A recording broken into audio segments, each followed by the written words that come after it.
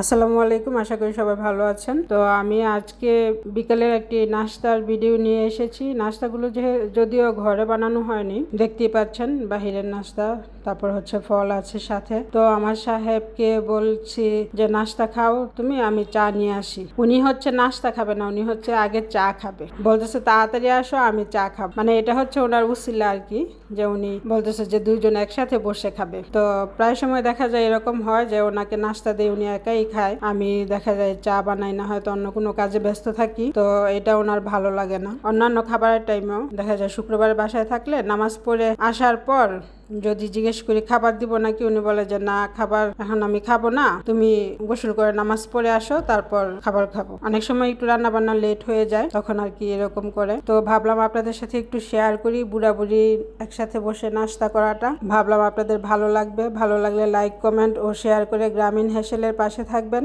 আর যারা ইউটিউবে ভিডিও দেখেন তারা অবশ্যই সাবস্ক্রাইব করতে ভুলবেন না। আল্লাহ হাফেজ।